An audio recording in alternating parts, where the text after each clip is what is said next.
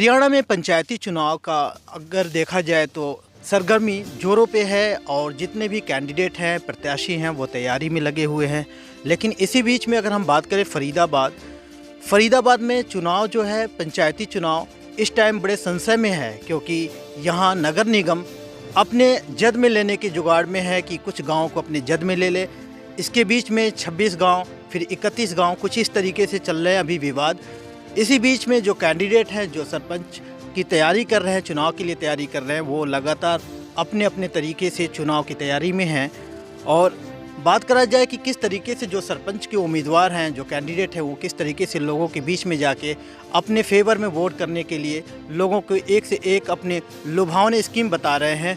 इसी कड़ी में हम खेड़ी गुजरान गाँव में हैं और अशोक लोहिया जी भावी सरपंच के उम्मीदवार हैं। इस वक्त इन्होंने अपने एरिया में क्या कुछ लोगों को बताना है, क्या कुछ बता रहे हैं और कैसे लोगों का विश्वास मत जीतेंगे जो इनके फेवर में वोट करेंगे और इनको आगामी यानी भावी सरपंच बनाएंगे। तो ऐसे में हमारे साथ ये बैठे हैं, धूप का आनंद ले रहे हैं, सर्दी का मौसम है, तो हम इनसे बात करेंगे कि आखिर में जब ये अपने एरिया में लोगों को कुछ बताना चाहते हैं, लोगों को अपनी तरफ मुताशिर करना चाहते हैं, तो वो कैसे हो सकता है, क्या इनका प्लान होगा और कैसे और क्यों लोग इनको वोट करें, आखिर में इनका क्या रहा। हालांकि सुनने में आया है कि पिछले जब चुनाव के दौरान इन्होंने बहुत मार्जिन वोट से, बहुत कम वोट से इन्होंने चुनाव हारा था। तो ऐसे में अब इनका क्या प्लान है, आगे किस तरीके से रणनीति ये बना के इस बार चुनाव को फतह करेंगे, ये सारी चीज़ जानने के लिए है ये हम बात करते हैं अशोक लोहिया जी से। सर, PNN में आपका स्वागत है। धन्यवाद जी। सबसे पहले तो मैं आपके न्यूज़ चैनल PNL का धन्यवाद करता हूँ जो आप हमारे बीच पहुँचे, और इसके साथ साथ मैं ग्रामवासी और कॉलोनी वासियों को मकर संक्रांति और गणतंत्र दिवस की हार्दिक शुभकामनाएं देता हूँ। आज धूप में बैठ के क्या प्लान चल रहा है, कैसे तैयारी चल रही है आपकी चुनाव की? तैयारी हमारी जोरों से जी, अच्छी तैयारी चल रही है। और इस बार अगर हम सरपंच बनते हैं तो कॉलोनी के बीच हम जो हमारे रास्ते हैं और गलियां हैं, वो नालियां हैं और पानी की निकासी सबसे बड़ी समस्या है हमारे कॉलोनी और गांव में। दर्शकों को हम खासकर अपने एरिया के लोगों को हम बताना चाहेंगे और आपके ज़रिए जानना चाहूँगा कि पिछले चुनाव को जब आपने फ़ाइट किया था तो हम वहाँ से रिवाइज़ करते चल रहे हैं कि क्या रहा, कैसे स्थिति आपकी बनी और किस तरीके से आप चुनाव का प्लान किए और अब क्या कुछ डिफरेंट आपने देखा? पिछली योजना में हमारा 15-20 दिन का चुनाव था जी, और हमारे ग्रामवासियों ने अच्छा हमारा साथ दिया और कॉलोनी वासियों ने भी हमारा अच्छा, ग्रामवासियों और कॉलोनी से अच्छा सहयोग रहा। कितने वोट से आप? हम मात्र पिछली योजना में 19 वोटों से हम हारे हैं। तो आपने क्या सीख लिया, क्या आगे का प्लान है और क्या करेंगे कुछ? देखो, आगे का प्लान हमारा ये, अगर हम सरपंच आते हैं बनते, तो हम सबसे पहले तो अपने ग्राम में हमारे बारात घर की सबसे बड़ी समस्या है, इसको हम कम्युनिटी सेंटर बनाएंगे। और एक स्कूल की बड़ी समस्या शिक्षा की ओर, इसमें जो हमारा स्कूल है प्राइमरी स्कूल 5वीं क्लास तक है, और कॉलोनी की बढ़ोतरी के साथ साथ कॉलोनी बढ़ोतरी हो रही है, ज़्यादा बढ़ रही है कॉलोनी, इसके साथ साथ हमें स्कूल की हाई तक ज़रूरत है, हाई क्लास तक। देखा जाए तो जो स्थानीय चुनाव होता है, छोटे चुनाव माने जाते हैं। और दूसरी बात तो ये भी है कि जब आप बहुत कम वोटों से हारे थे तो आप पे भी जिम्मेदारी पूरे 5 साल की रही लगभग में, कहा जाए तो विपक्ष के तौर पे। तो आप ऐसे इस दौरान में जो 5 साल का समय बिताया है, इसमें क्या क्या आपने काम करा है जो लोग आपको मौका दें इस बार? देखो, इन 5 सालों में मैंने कॉलोनी के बीच और गाँव वासियों से मिल के चला हूँ और मुझे बड़ा प्यार मिला ग्राम वासियों से और कॉलोनी वासियों से। मैंने कॉलोनी के बीच 350 खंभे पोल बिजली के और 4 ट्रांसफार्मर और जो कच्ची पक्की उबड़ खाबड़ गलियाँ थी उनकी मरम्मत भी कराई है। ये तो वो काम आप गिना दिए जो मुझे लगता है कि एक सरपंच की जिम्मेदारी होती, तो फिर आपको ऐसे करने की क्या उसका इंटरेस्ट रहा, क्यों करेगा? देखो, सरपंच का काम अलग है, सरपंच की तो हम वोट नहीं कर सकते, जो सरपंच तो अलग तरीके से काम करता है उसकी तो हम वोट नहीं कर सकते जी। पर जो हमारे लायक काम था, हमने लोगों के बीच जाकर लोगों की सेवा की है।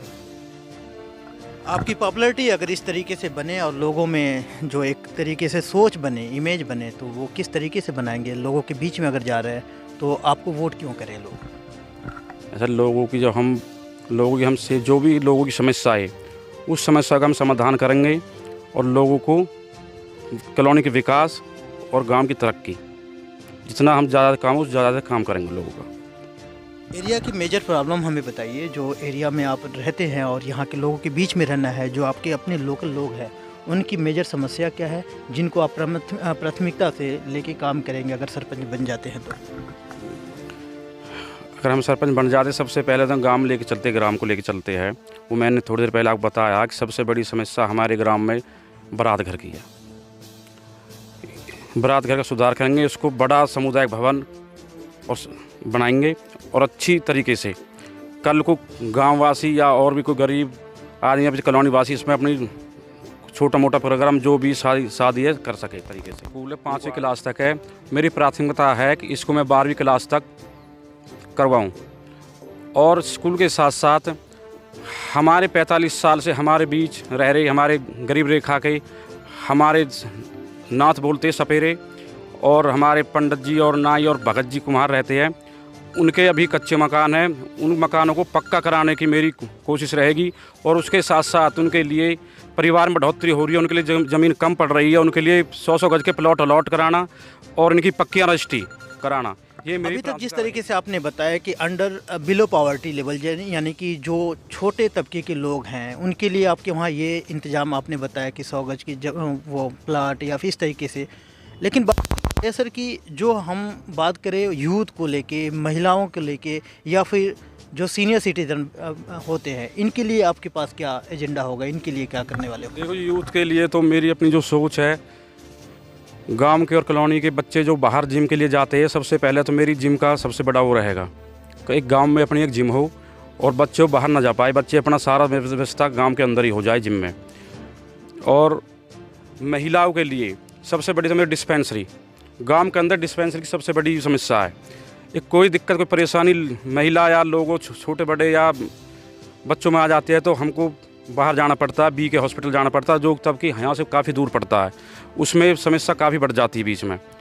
तो डिस्पेंसरी की मेरी सबसे बड़ी भूमिका रहेगी। और उसके साथ साथ बुज़ुर्गों के लिए, उनके लिए सबसे बड़ी पेंशन की समस्या है। एक हमारे गांव में और कॉलोनी में पेंशन की सबसे बड़ी समस्या, लोगों को बड़े बूढ़ों को पेंशन कम मिल रही है, पेंशन की व्यवस्था कम है। छठ घाट की सबसे बड़ी समस्या है। मेरी ये कोशिश रहेगी कॉलोनी में सुंदर सा एक छठ घाट बनाया जाए और इसमें मैं पूरा प्रयास करूंगा अपना और संघर्ष करूंगा। सबसे बड़ी समस्या राशन कार्डों की है। एक आज 20 साल से गांव और कॉलोनी में राशन कार्ड बिल्कुल नहीं बने और लोगों को राशन लेने में बड़ी दिक्कत और किल्लत आती है, जिसमें सबसे पहले तो मेरा ये रहेगा, सबसे पहले राशन कार्ड और डिपो, जो लोगों को बाहर ना जाना पड़े और राशन अपनी कॉलोनी के अंदर और गाँव के अंदर ही मिले लोगों को। अशोक लोहिया से सुना, इन्होंने कहा कि इनके एरिया के कुछ मुद्दे हैं जो बेसिक मूलभूत सुविधाएं, जैसे कि हम सभी को पता है कि हर एरिया की एक ज़रूरत होती है, उनके लिए कि ये लोगों के बीच में जाएंगे और लोगों से आह्वान करेंगे कि इनको मौका दिया जाए और मौका मिलने के बाद से ये लोगों की समस्याओं को सॉर्ट आउट कराने की कोशिश करेंगे। कैमरामैन शशि प्रकाश के साथ मैं शफी सिद्दीकी। देश दुनिया की हर लेटेस्ट खबर देखने के लिए सब्सक्राइब करें हमारे चैनल PNN को और साथ ही बेल आइकन दबाना ना भूलें।